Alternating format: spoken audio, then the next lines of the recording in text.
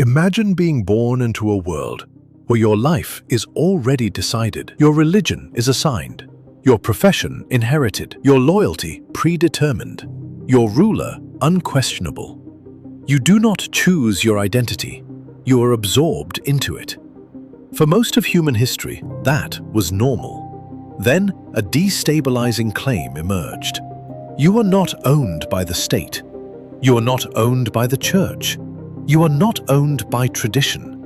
You belong to yourself. That claim is liberalism. It did not merely reform government, it relocated sovereignty. Power moved from throne and altar into the conscience of the individual. That shift changed the structure of authority forever. To understand liberalism, you must understand what it disrupted. Pre-modern European society was hierarchical, corporate, and status-bound. Identity was inherited, not chosen. A person was born into an estate, a rank, a religion, and usually an occupation. These were not preferences, they were facts. Society was organized into legally differentiated bodies: clergy, nobility, commoners, each with defined rights and obligations. Rights were attached to status, not to humanity.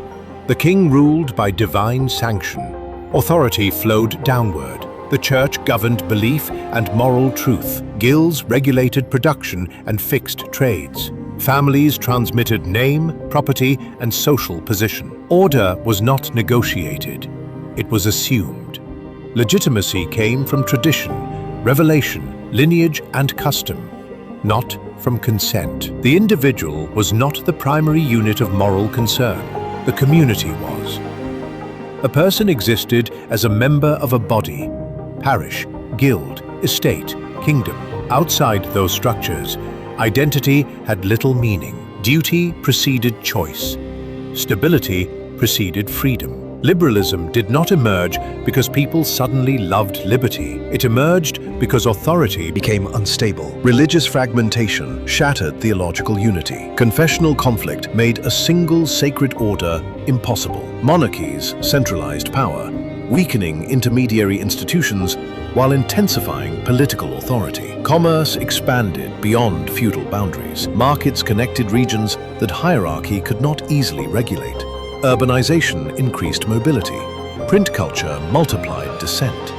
Old structures struggled to contain new energies. The inherited order could no longer explain the world it governed. And when legitimacy fractures, philosophy follows. The central question changes. If authority no longer rests securely on God, tradition, or inherited rank, on what does it rest? That question is the birthplace of liberalism. The core innovation of liberalism is not simply freedom. Many societies valued freedom in some form. The innovation is this: the individual is morally prior to political authority. That claim requires three intellectual moves. Humans are naturally equal. Rights exist before government. Political power requires justification. These are not minor adjustments.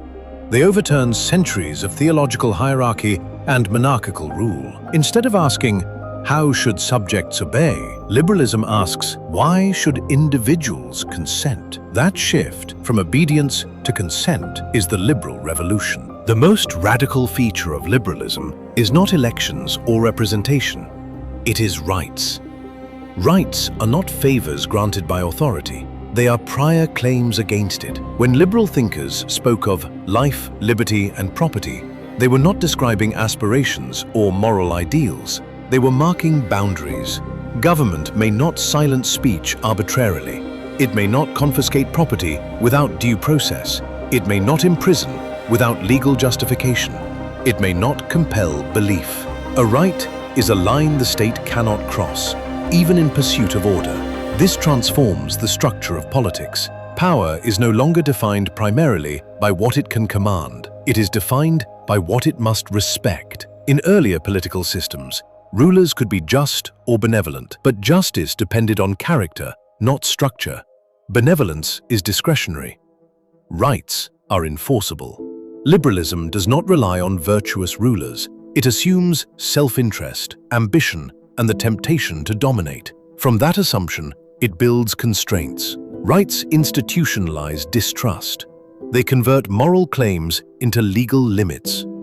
They force power to justify itself publicly and procedurally. Politics becomes bounded. Authority becomes conditional. That is the revolution. Liberalism is often mistaken for optimism. It is not optimistic. It is cautious. It assumes human beings pursue power. Therefore, power must be divided. Legislative authority writes laws. Executive authority enforces them. Judicial authority interprets them. This separation is not symbolic. It is defensive architecture. Division alone is insufficient. Each branch must be able to resist the others.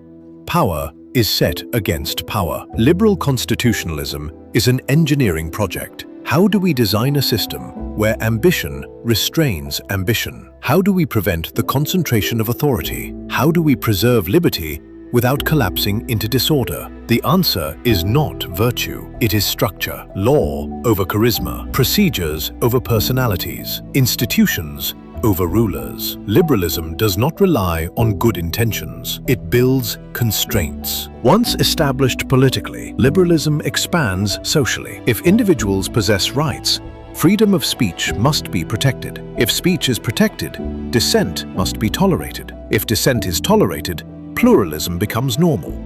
Religious minorities gain protection. Press criticism becomes legitimate. Political opposition becomes lawful. Disagreement no longer implies rebellion. The liberal order makes conflict procedural rather than violent. This is one of its greatest achievements. But it introduces a permanent tension.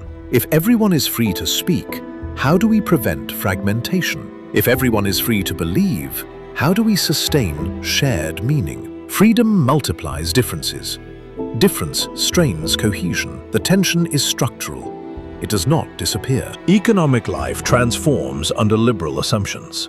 If individuals own themselves, they own their labor. If they own their labor, they may exchange it freely.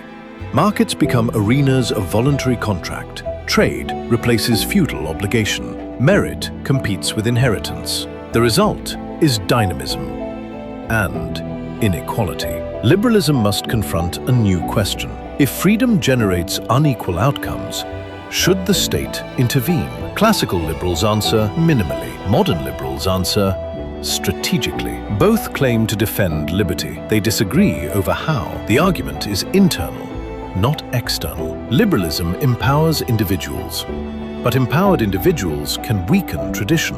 It protects freedom of belief, but belief fragmentation can erode shared culture. It limits state power, but weak states may struggle to maintain order. Here lies the paradox. Liberalism requires citizens capable of self-restraint. It protects choice, but presupposes discipline. It secures autonomy, but depends on responsibility. Without civic virtue, liberal systems deteriorate. Rights endure only when citizens respect the framework that sustains them. Freedom is not self-maintaining. You live within liberal assumptions. You choose your career. You criticize your government. You change your beliefs. You vote. You speak publicly. These are not historical defaults. They are products of an idea. The individual is not property. The individual is not subordinate by nature. The individual possesses sovereign moral worth. That idea shaped modern democracy. It also generated modern tension. Whether liberalism endures will depend not on theory, but on whether individuals can bear the freedom it grants. That question remains open. Thank you for watching this video. In the next episode, we will explore the thinker who gave one of the most powerful arguments for individual rights, John Locke. If you enjoy this series, please subscribe to the channel and continue the journey with us.